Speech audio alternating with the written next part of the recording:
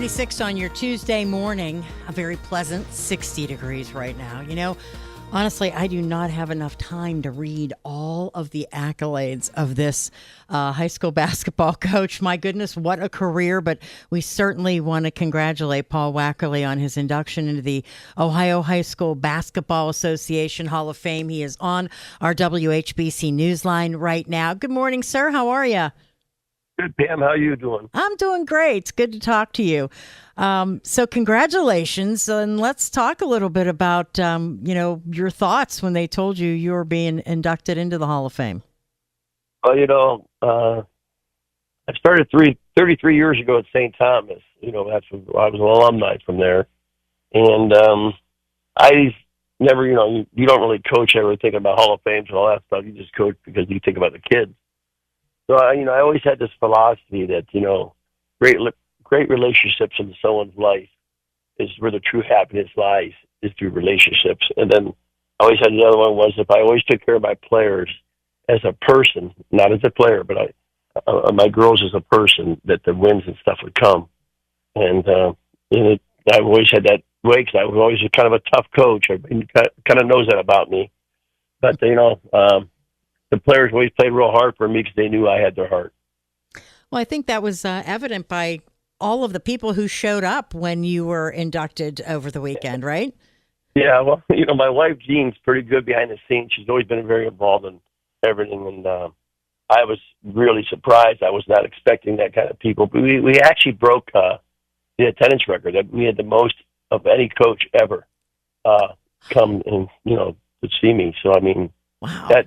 That was very humbling for me. I was very overwhelmed and very humbled. I got to see so many players. I got players back 30 years ago that came. It was really an amazing thing. I just couldn't believe the amount of people. When they told me that no other coaches ever had that kind of attendance, I really was overwhelmed. Yeah, that's amazing. It's amazing. Now, and you did do this a little bit, but go back to the start of your career besides St. Thomas and any challenges that you faced that you feel like really kind of set you up for success along the way.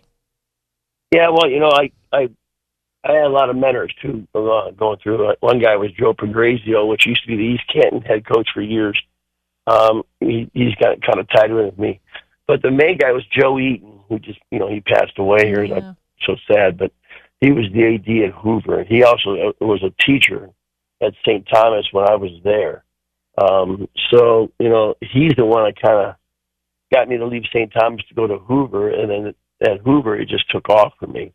And then from that point, I just kept doing the same thing I always had done. And so the challenge, I was not a teacher. So back then, Pam, I was the only head coach, girls or boys, I bet you, in the county when I was at St. Thomas. It was a challenge because most people had teachers, and I just had my own, I had my own businesses and stuff. So that was a big challenge. And when I went to Hoover, they had me come over to apply there. It was a big thing on their board. Their committee was the teaching thing. But then they got through that, and Joe Eaton kind of got to push through for me, and he believed in me more than I actually believed in myself and talked me into coming there, and I just took off from that point. Yeah, Joe Eaton, a special guy, very special guy. Yes, he was. So what kind of advice would you give right now to young players and coaches? Well, basketball's a really hard sport. It requires a lot of different skills. So, I would say, as far as the players, the passion and the commitment it takes. You gotta love the game if you really want to be a good player. You gotta love it. And coaches, I would just always tell them to make sure they think of the players first. Get to know your players outside of basketball. Any school I ever went to, that's the first thing I did. I wanted to know about their family. I wanted to know about their mom and dads. Brothers and sisters. So I have an idea how to coach, because not everybody can be coached the same. And then, from that point, just really making sure they know that you care, and you don't got to worry about how hard you coach them after that point. It's they're buying in, they trust you, because that's where truth comes from trust. So I always had if you had the trust in the players, you could do about anything. It becomes magical almost. So, any one moment stand out for you in your career? Well, I've had a lot of different things. So I always was a guy. I was never really after state titles. I was always a guy who wanted to get into the district finals. So in my career, I've been there 17 times. So more than half of my career, I've been in district finals. We won 10 of them. So that means the players won 10 and I lost 7 as a coach because that's how it always works. So, but that was always my goal. I always wanted these kids to have an experience because, you can go to college the rest of your life, but high school is 4 years and, trying to get that experience from it because they work so hard at it. But, the state title game in 2002 at North Canton really helped us. We just started taking off at that point, and we never. My career, I was able to get hired because of that at different schools.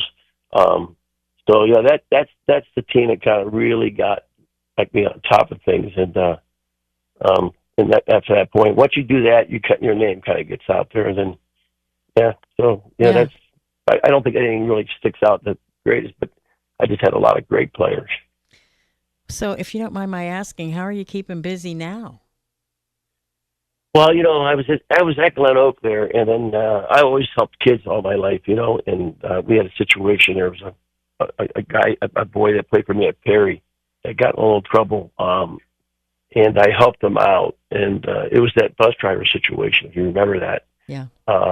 And he was the one that got in trouble, and he didn't have no bad record or anything, so I kind of helped this kid out because I helped any of my ex-players out, and that the school didn't kind of like that, so I guess the superintendent and some other people just didn't, care for me doing that since it was one of their bus drivers. And that's how I kind of separated when that happened.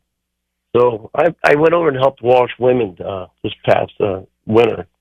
So, but I keep I'll probably get back into it if the right thing opens up. So I'm keeping my options open, but I'm okay with it too. When you do a lot and you can accomplish the state titles and the Hall of Fame and all that, you really don't miss it that much because that's what drives you.